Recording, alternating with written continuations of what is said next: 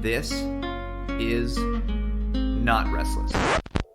Okay, I know you just want to get to the show, but I'm actually here to tell you that there's a way that you can get even more restless in your life. You can do that by going to patreon.com/The Restless Podcast, where there are 3 different ways, starting at just $3 a month, that you can both support this show and at the same time get even more content. At least 1 extra episode a week and often more. Not to mention the Restless Telegram channel that you'll have access to 24/7 to interact with all the other patrons. If you want more Restless in your life, this is the way. Go to patreon.com/The Restless Podcast. Okay, back to the show. This is Restless. Welcome back to Restless. I feel like we should be coming in to the music of A Mighty Fortress Is Our God, because if you're a Reformed Baptist, you might be raging in your cage right now because you've got to do it. Because this is a postmortem on the Young, Restless, and Reformed. I'm your host, Matt. I am joined by Pastor Michael, and we are going to be doing a hopefully classic reaction here today. Yeah, this is one that was making the rounds for a while, Matt. Have you watched it, by the way? I think so, yes. Okay. Yeah, I did. I also watched it. What we have is a clip that was pretty recently going around the at least Reformed interwebs with Mark Dever. So where he's at what's this for? Is this for? He's at some event at Southeastern Baptist Theological Seminary. Yeah. So this is it was right around the SBC big convention. And now I saw this almost as much as I saw clips from Rick Warren or others right around that time, because Mark Dever gets pretty heated when talking about paedo-baptism, and that's right, and the gospel. So, and what I love about this clip is that the people who responded, some people were angry, some people were like, "Finally, they're saying it. Finally, we're getting the truth that we need," and all sorts of controversy erupted when Pastor Mark Dever, good friends of one Ligon Duncan, got up to make these comments at the Southeastern Baptist Theological Seminary. Now, Pastor Michael, is there any previous context you want people to bring into this before we get going? I don't think so. So it's just thoughts about the gospel and baptism and some things like that. And so I think we should watch it, and then I have some thoughts both about it, but also some things that we could move on to from this point. So, ooh, great! I perhaps. So this clip is 2 minutes and 20 seconds. Pastor Michael, do you want me to play it all the way through?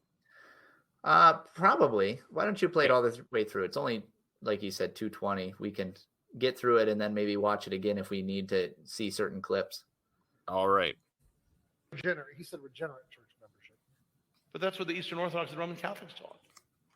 I guess it was a foreign. But the Anabaptists for sure had that as a core cardinal component there of their are things identity. I want to talk Yes, about. as the Eastern Orthodox and the Roman Catholics did. It was the paedo-Baptist Protestants who missed that point. But they had a wrong view of how you got regenerate. Well, that's true. Yeah.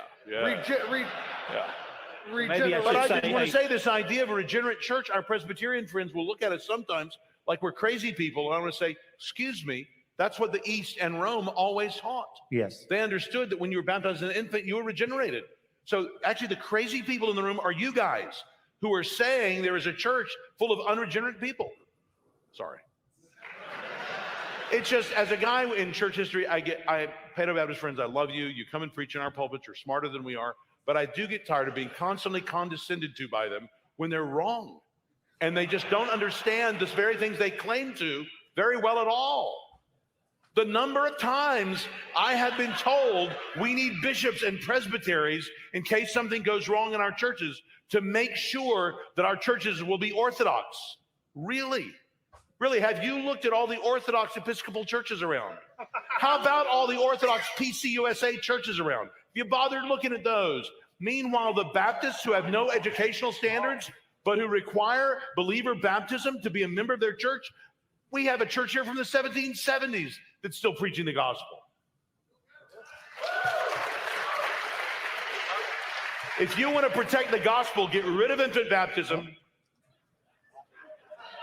and be congregational. Make the whole congregation vote. You'll keep the gospel. Everyone froze.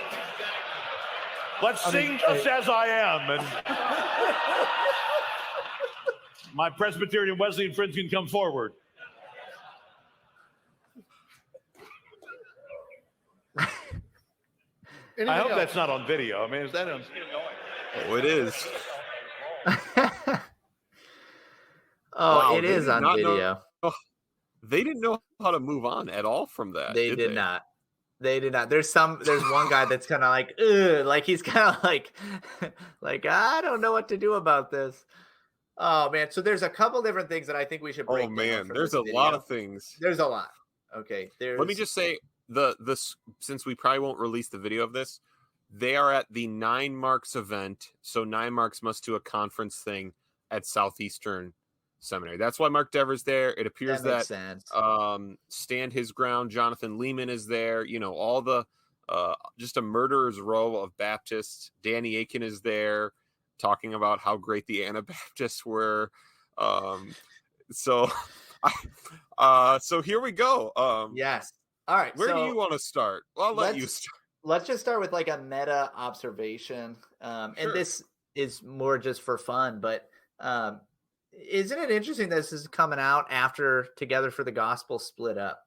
It's starting to split. Everybody's starting to get a little bit more parked into their own corners. I don't actually think that's totally true, but it is a funny observation that Mark Dever, who's been known for being pretty, like he'll take little jabs at paedobaptism, but not. I've never seen anything from him that it gets this kind of heated about it, and not just heated, but pretty extreme, and taking a pretty strong stance, which, by the way, if you're a Baptist, believe it, like if you believe in believers' baptism, then you should actually believe it. If you think that's what the Bible teaches, then I want you to actually teach it and believe it. I don't want you to think this is what the Bible says and then be lukewarm. If it's what the Bible says, then you should believe it. It's not what the Bible says, but if it were, I think that I don't think it's wrong, in other words, for Mark Dever to be strong in his beliefs. I think he's wrong about his beliefs. I don't think it's wrong for him to be strong in his beliefs. But it's funny that, now that Together for the Gospel is done, maybe they're no longer together. And so he's slowly, really pushing into the Baptist side of things. I think those are great observations that now that T4G is, done, we're maybe allowed to talk this way. So let me just encourage everyone who is a paedobaptist, like Pastor Michael and I, let's not make our position, no, don't say these things. We can't handle that. Like, this is Seriously. so bad. Like, let's not do that. Let's not try and retread this again where we say there aren't really differences. They can't matter or whatever. So, if that's the criticism, I don't want to make that criticism because I want a Baptist to be allowed to say these things. Well, let me put an asterisk there, unless they're wrong.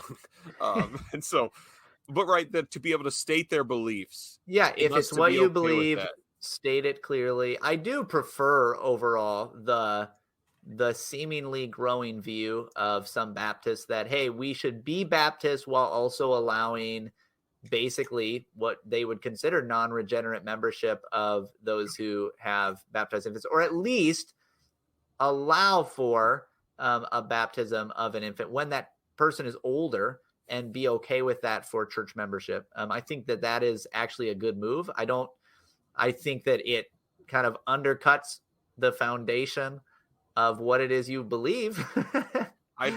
But I think it's the right move. I think you're moving in the right direction. So Baptists who don't require believers' baptism based on the conscience of someone baptized as a baby, we love you. Love to have you on the show, because I don't get it either, but I do also appreciate it. I do. I think it is a stand I appreciate but do not understand. But that is not the stand of 9 Marks at Southeastern Theological Seminary. Is there something else you have on a meta level? Otherwise, no, let's dive into it. So let's start with this, Matt. What is he right in saying that you Presbyterians are the weird and odd ones because you don't require regenerate membership, but everybody else does except for you guys? So this is such a fascinating statement. So this is where he starts, right? He starts with regenerate church membership is what's always been required. That's what Rome and the Eastern Orthodox believe. Danny Aiken comes in with, just like the Anabaptists, they had this right. And so the question, of course, when you say Rome or Eastern Orthodox always believe this, the question is, when did they believe that? Where do you find that, right? Because it's actually the formalization of baptismal regeneration is something that, the way he's talking about it, we don't have really until the Reformed divide from the Lutherans, and they're distinguishing their beliefs about baptism. Because if we think about all the varieties of the efficacy of baptism throughout the church, it is definitely not clear cut. So, right, let's think about Constantine, that old ruiner of everything Christian. When was Constantine baptized? On his deathbed. Yeah. Because of a very specific view of baptismal efficacy, right? We do have evidence that people did want their children baptized because they were concerned about their salvation. Now, we also have statements about children going to heaven whether or not they were baptized, right? We have all of these things.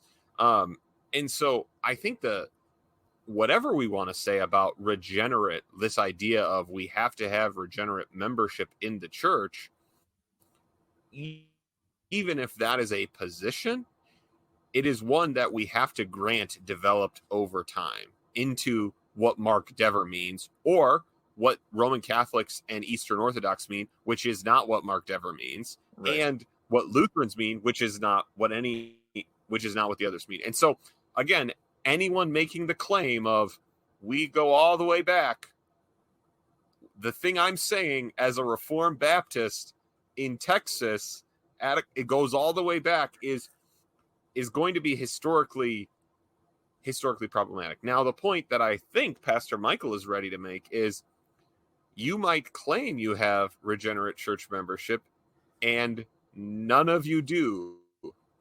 And that, based on the word of God, is where we would pull that from. Yeah, absolutely. So it is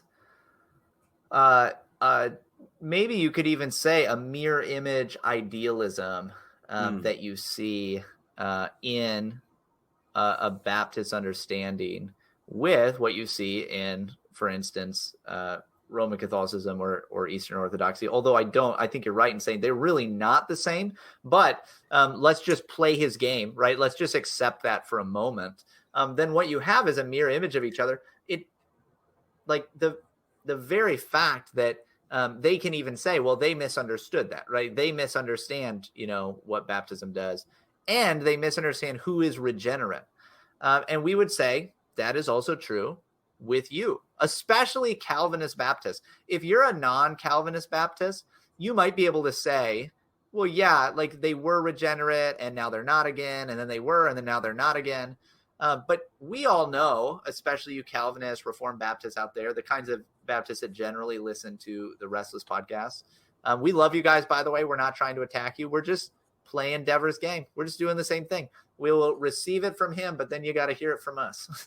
That's right. But let's just think about in your churches, everybody who's ever professed faith first and then been baptized, who's been a member of the church, is regenerate? No. That is such an obviously untrue statement. Right. In which case you can say we believe in regenerate membership, but you can't do it. You can't actually live that way. You actually have to live on a very different basis. In fact, a very similar basis to the way that perhaps historically the Reformed Church would handle this, understanding that there's always going to be a mixed membership in the church. Doesn't mean you don't preach the gospel to people. Doesn't mean you assume people's salvation. It doesn't mean all kinds of things that you might think that it means. But it at least is clearly stated up front. We understand that just because somebody was born into a church, just because they're baptized, just because they professed faith even, does not, in fact, guarantee regeneration. That's right. And so my son actually has just run up. So if you hear somebody, well, he's running away now that I make the statement. But yeah, this is just the case. And the Bible teaches that not everyone within the church is regenerate. Now, obviously, it is a great point to point out that at least in these other forms, regeneration is revocable, is not forever, right?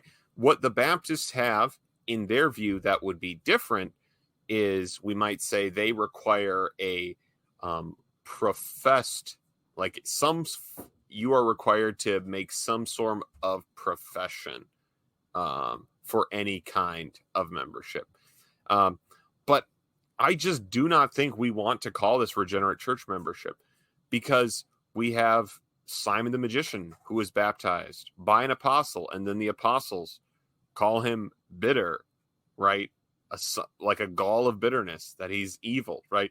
The Bible teaches over and over that not all of Israel is Israel. One of Jesus Christ's disciples would betray him and was doing miracles as part of the apostolic band. Paul over and over mentions people who were with him in ministry. In the church. They were members, they were ministers, they were apostles, they were all of these things. And now they are false apostles, false teachers, false prophets. They went out from us, John says, because they were not of us. But that doesn't mean they went out from us, and they were never members because they never professed their faith. No, they did profess their faith. Okay. Right. And they had, sure, some of them had probably been baptized as infants, but you're just not allowed to move you can't move the goalpost from our children. Can the children of believers be included in membership in the church to, we're only to have regenerate people. You can ask the question, is profession required? That's a more real question of a difference, rather than this idea of regenerate, and even the idea of but our goal is regenerate church membership. It's just not a biblical goal. Yeah. Well, and even if it was right.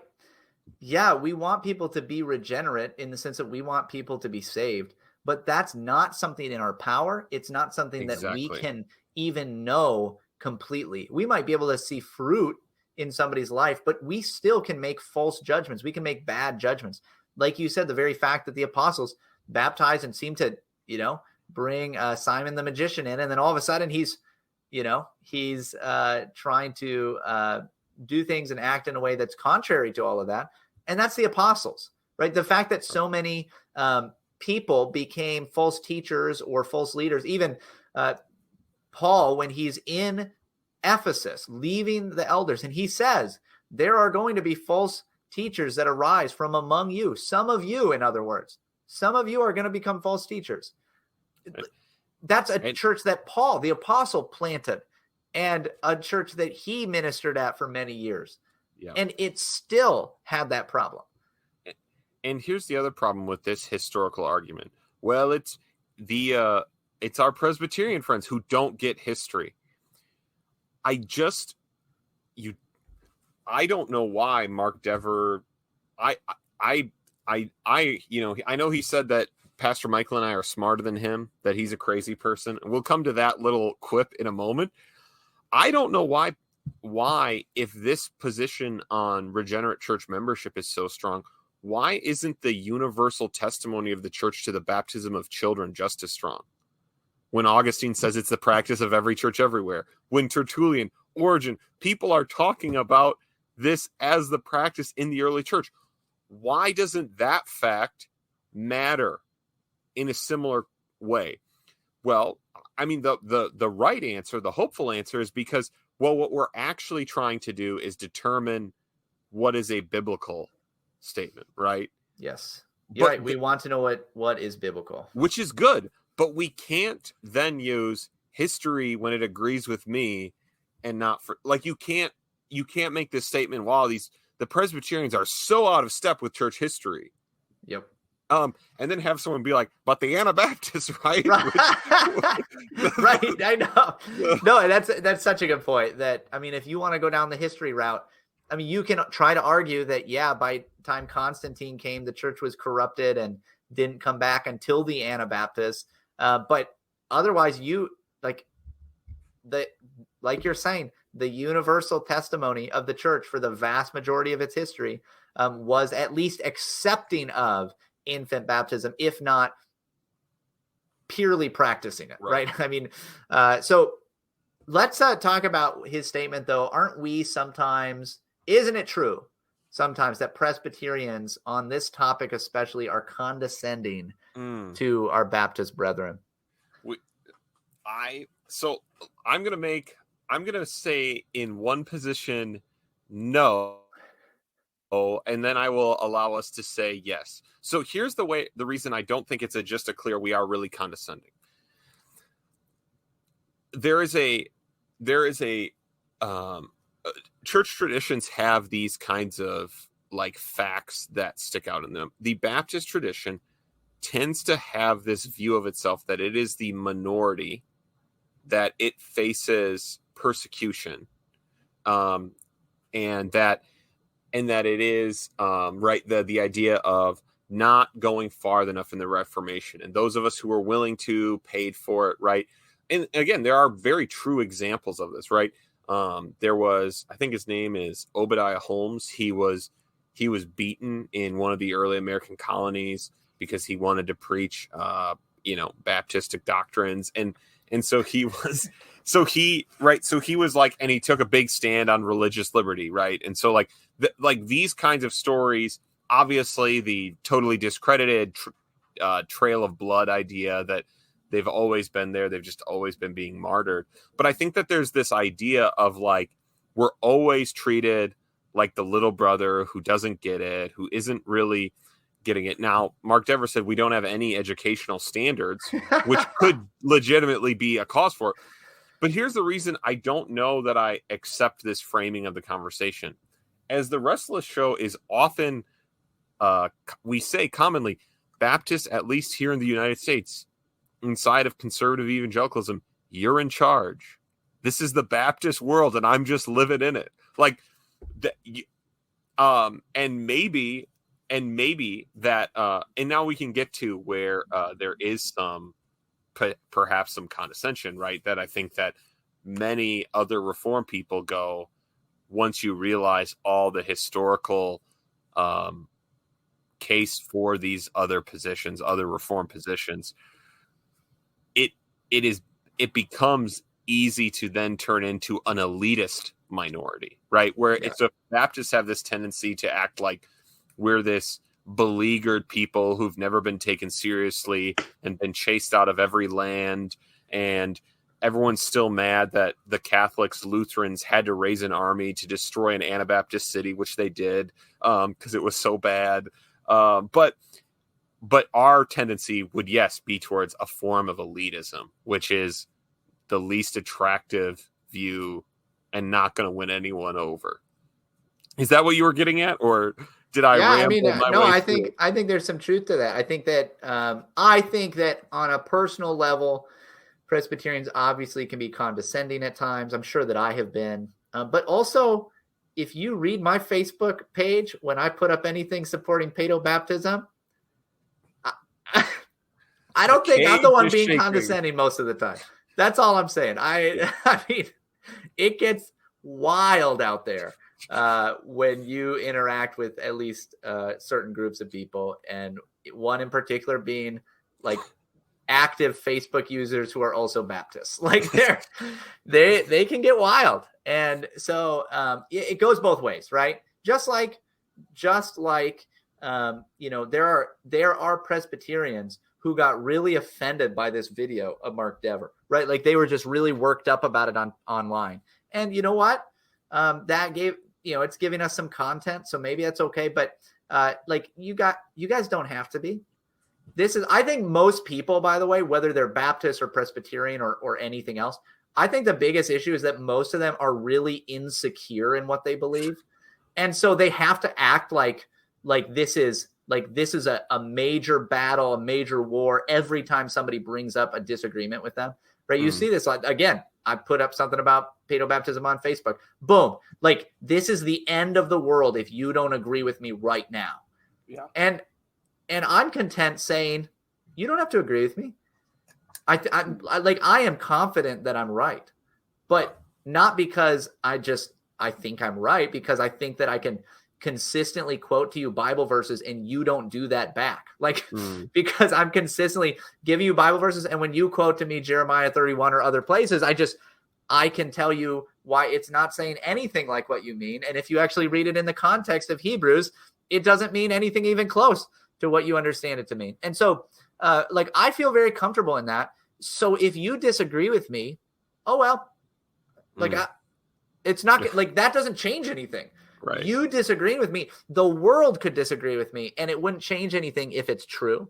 Now, obviously, the Christian world doesn't disagree with me by and large, but maybe where we live, it does. So, yeah, I think it could go both ways, but I thought it was important at least to bring up. So let's get to the other half of this, the great gospel protectors. Call the Avengers.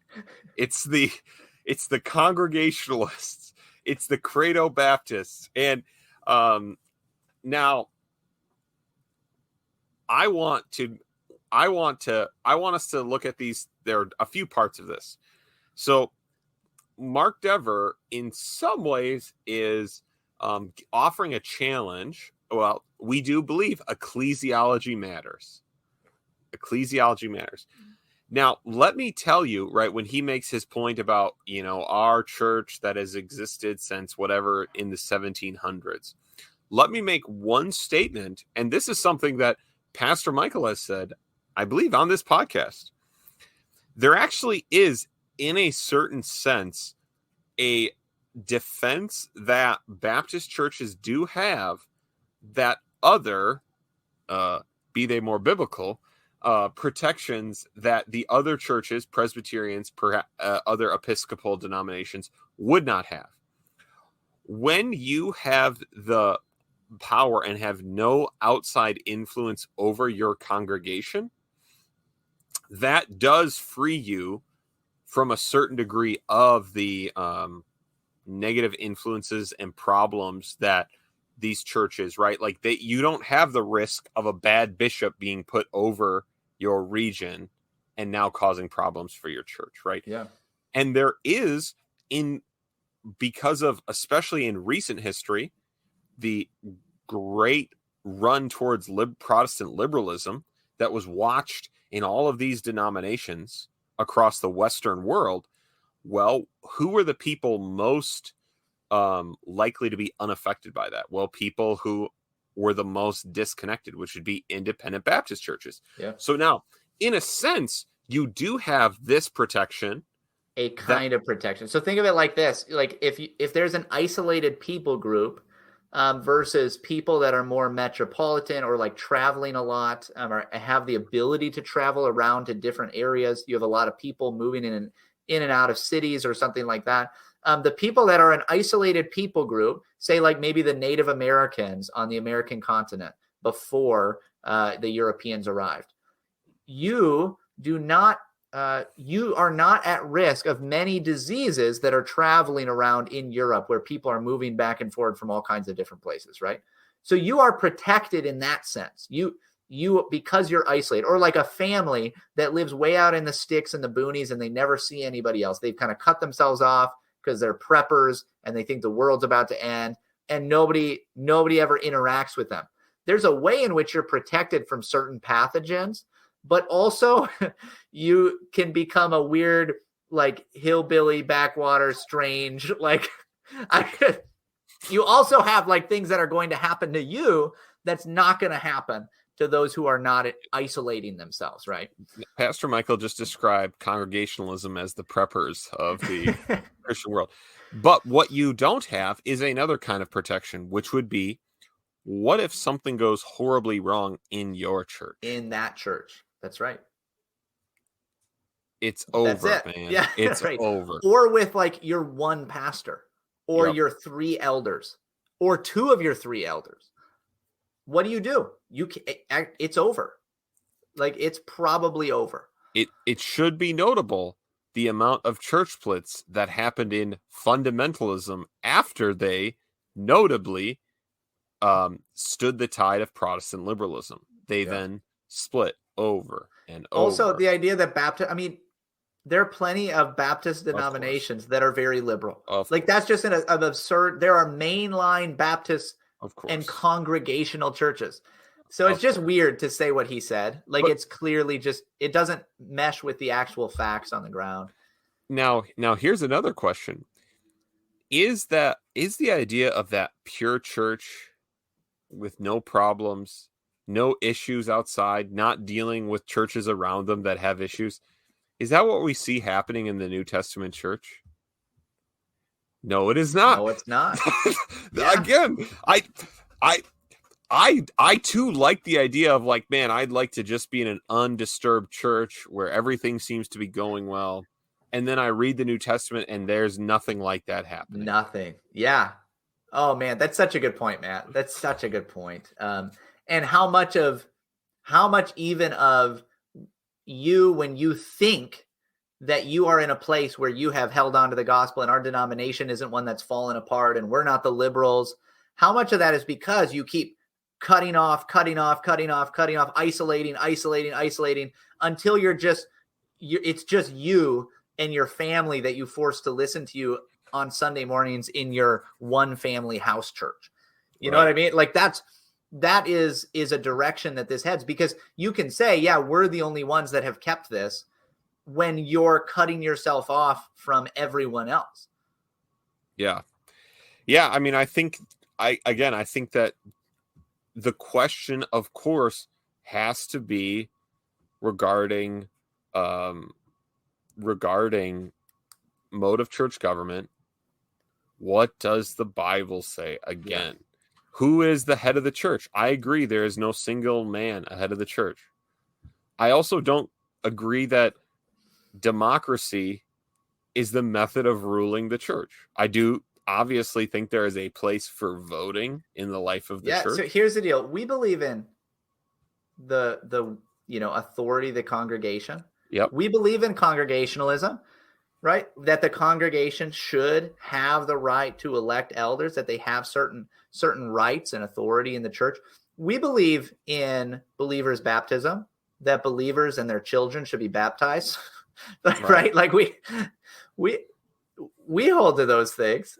It is an interesting point, and this is where I will say, I think that this is a good thing for Presbyterians to remember. It is true, and I often do this, say, hey, this form of church government provides accountability and does help to preserve the faith and preserve the truth. And it's also true that sometimes it doesn't.